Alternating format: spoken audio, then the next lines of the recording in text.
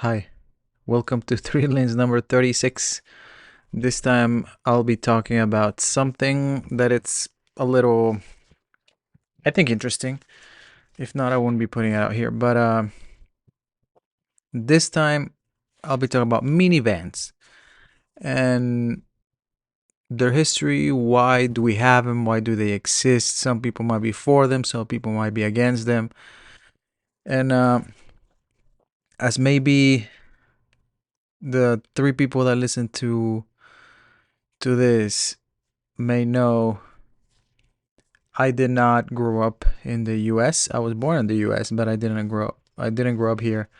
And I'm thankful for that in some respects because I got to experience some stuff that it's pretty foreign to this country. But on the other hand, I missed out on growing up on things that are really common in this country, and I feel foreign to some of those things. But one of the things that I experienced was getting picked up and dropped off to school in a minivan, and not by my parents because we didn't have a car. So it was kind of like a school bus service, but it was basically a business by a regular person. It was not provided by the school, which is interesting because here in the U.S., you have the school bus services from schools, and that's the normal practice. But over there, it's more normal to have uh, a regular person driving you uh, from and to school. With nobody connected to the school, maybe a neighbor. And I'm talking about a country like El Salvador, right? So in El Salvador, it's common to do. It's a common practice to do this. But uh, the first thing that I want to touch on is the origins of the minivan, and why am I talking about my childhood and why growing up in a minivan? Because I never thought they were bad. I grew up seeing them all the time. Like now there's a big romanticism here in the U.S. with the car enthusiast about the K car, and I'm bringing the K car, blah blah K car. There's a lot of K cars that are vans, minivans, and the thing is,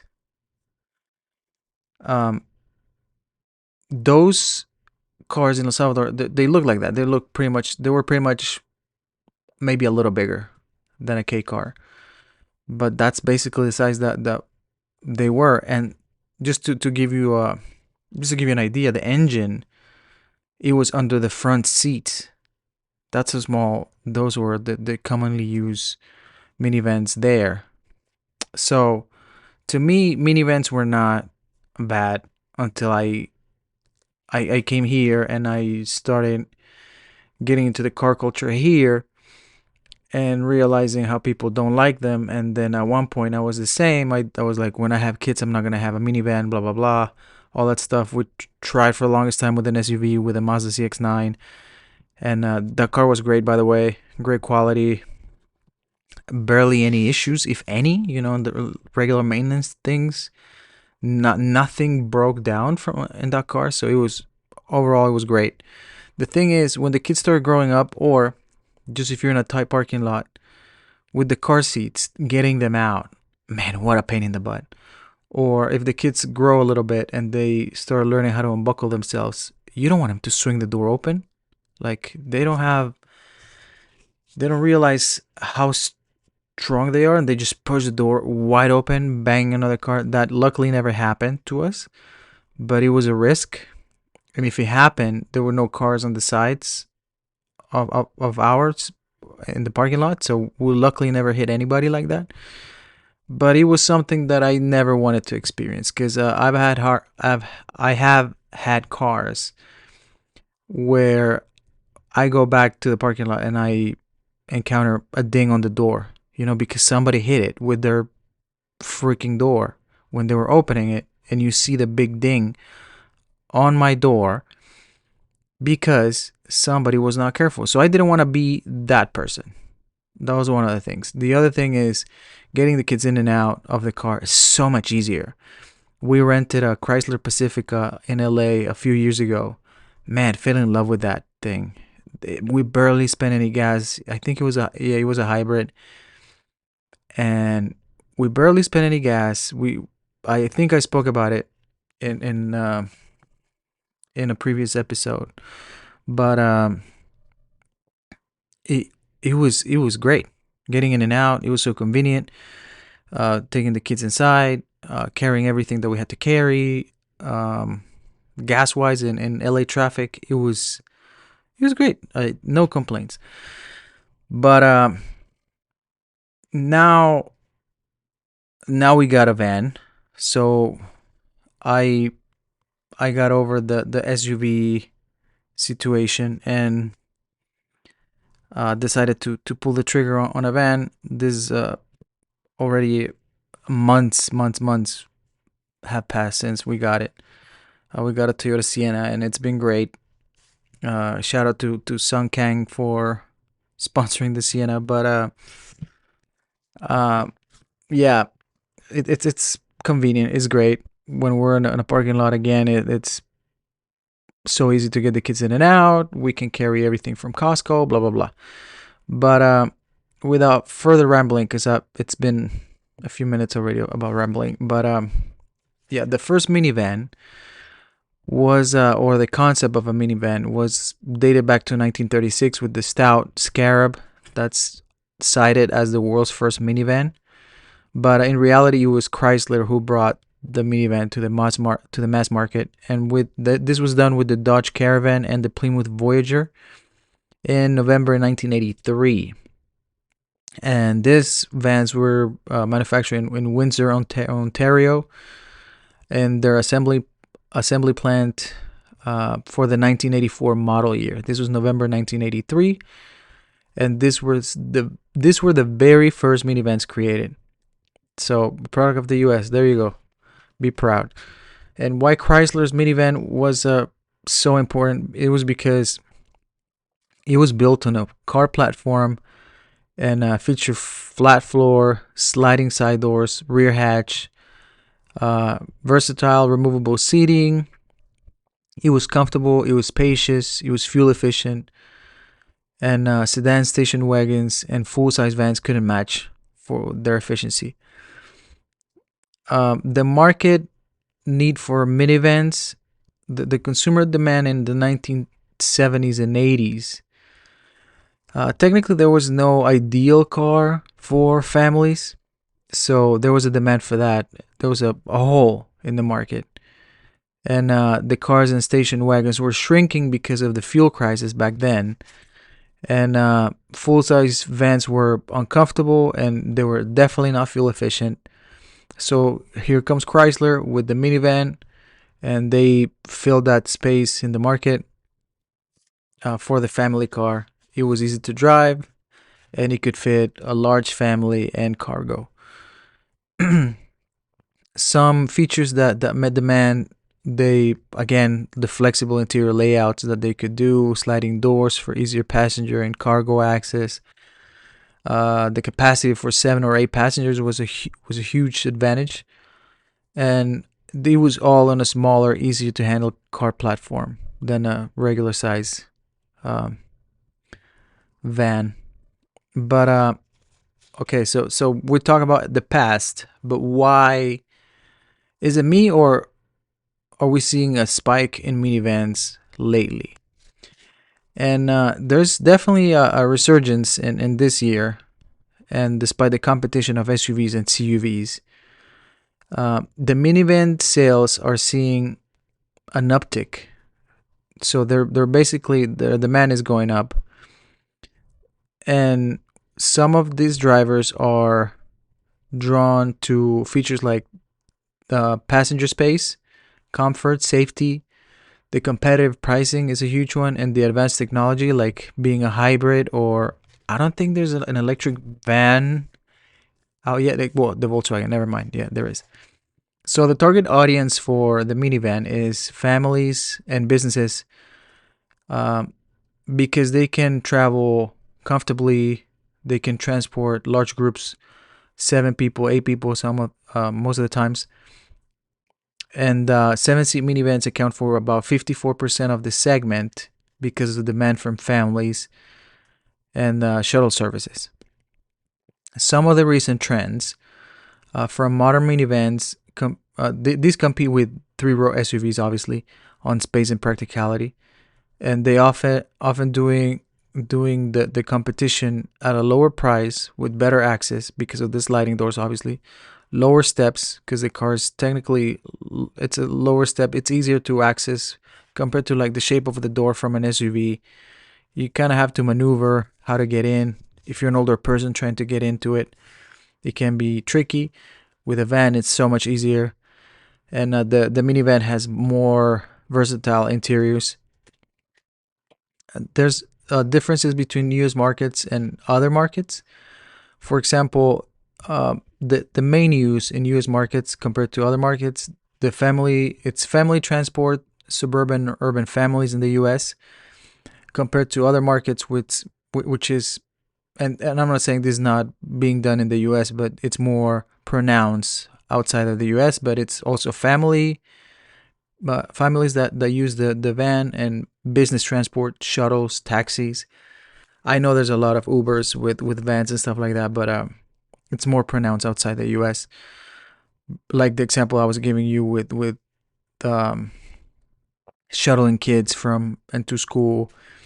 Brand leaders inside the U.S. is Chrysler, Toyota, Honda, Kia, and other global markets: Toyota, Honda, domestic, European brands, or Chinese brands, stuff like that.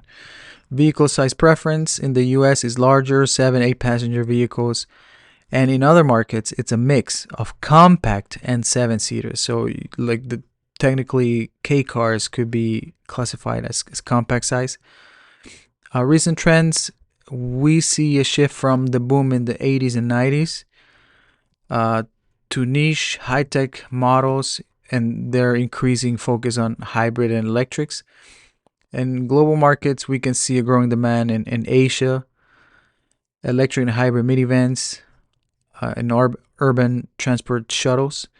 The market size, I encounter some conflicted data here. I'll touch on the market size and evolution later.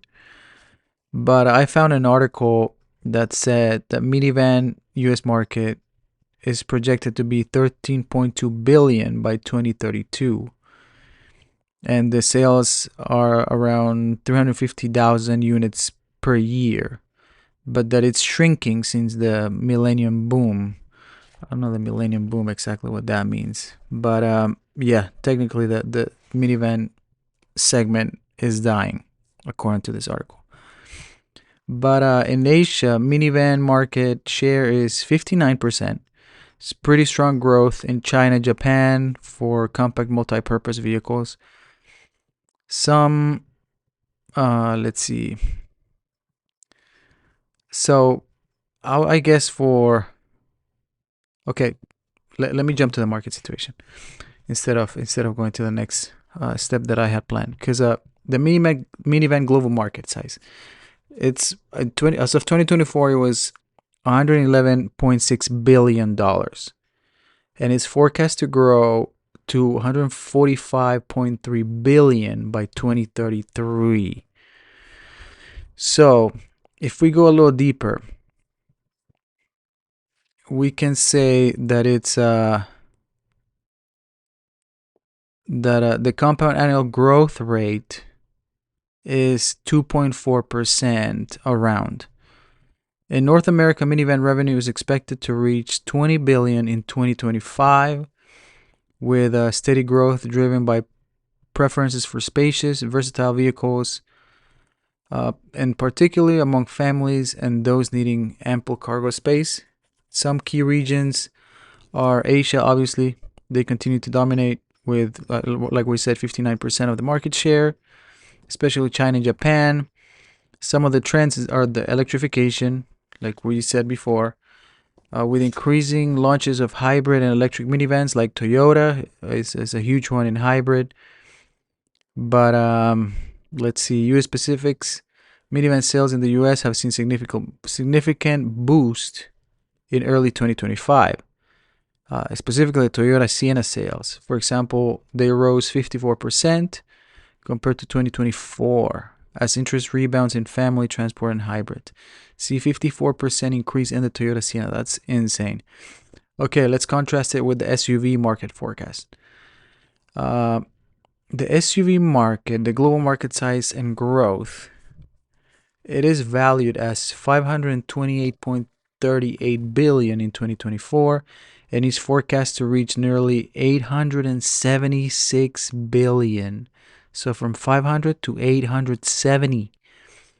This is with a compound annual growth rate of 6.5%, so 4% more than the minivan. Large SUVs alone are expected to grow from 473 billion in 2025 to 686, so pretty much 100 billion by 2029. At a compound annual growth rate of 9.7%. Market share and trends, SUVs maintain a dominant position compared to minivans, accounting for 54% of the market in Europe in 2024, and they've been up 3% from the previous year. Global demand for SUVs is driven by consumer preference for versatility, safety, and luxury, and increasingly hybrid electric drivetrains. I agree. The SUVs can be made to look a little more aggressive. To me, they're still not a sports car. If you want a sports car, get a sports car. But SUVs, I guess they're a little more sporty than a minivan. But minivans, man, lately they've come around. They've come around quite a bit in looks. If not, I will not have a Toyota Sienna. Definitely not. Production forecast: global SUV units are projected to reach 53 million by 2030, up from 41 million in 2024. This is a 4.4 compound annual growth rate. Let's see. Minivans growth is stable but modest, with renewed interest from families and commercial sectors. SUVs is expanding much faster. You can tell, man. All the cars in the streets are SUVs. They have a broad appeal. They range from luxury performance to ruggedness. Keeps market share high, and the growth is pretty robust. Minivans are experiencing a renaissance, yes, in certain niches, like myself, especially in Asia and among families in North America. Their market growth remains pretty modest compared to the surging and diverse SUV segment, which will continue to lead both in revenue and consumer demand worldwide. So don't hate car companies for making SUVs. That's what keeps them alive. Like Porsche, the Macan, the Cayenne. But one quick fun fact that I wanted to give is about who invented the sliding doors of minivans, because that's like the signature move of a minivan. If a minivan didn't have a sliding door, then it would be an SUV. It was an early invention. The sliding door concept for vehicles came from the first mass-produced vehicle credited with using a sliding door, actually, is the Citroën TUB. Introduced in the late 1930s, this French commercial van used a simple sliding door on the passenger side for easy cargo access.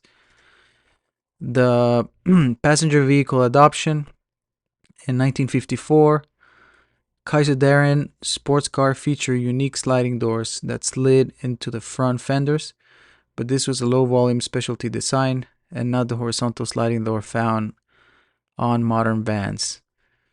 The first cars to use sliding doors: the Citroën TUB, the Volkswagen Type 2 bus, the bus van. It was introduced in 1964. And then we transitioned to minivans with the Chrysler in 1983, with the Caravan and the Plymouth Voyager. And then driver's side doors in 1986, dual sliding doors on both sides appear starting with the 1996 Chrysler minivans. Before then, only the passenger side featured a sliding door. Just a fun fact over here. Well, practicality, obviously, the sliding doors do not swing outwards and make entry and exit so much easier. Now the sliding doors even just open with a button. You don't have to like carry them and slam them. They reduce pinch fingers and uncontrolled swings. Yeah, uncontrolled swings. Yes, I agree. On pinch fingers, if it's not the new electric ones with the button, then I'm not completely convinced. Market leadership, Chrysler's team integrated sliding doors in their minivans formula, cementing their association with the vehicle type. There you go. So the Citroen TUB was the first one with sliding doors. The market for minivans, it's growing, but not as good as the SUVs. If you don't like SUVs or you complain about SUVs, don't buy one. But that's pretty much the summary for today. Other than that, if I missed something or if you think I should have added another fun fact that maybe you know, just let me know. If you want to learn something about something else or another subject that I should touch, please let me know. I appreciate your time. See you next time.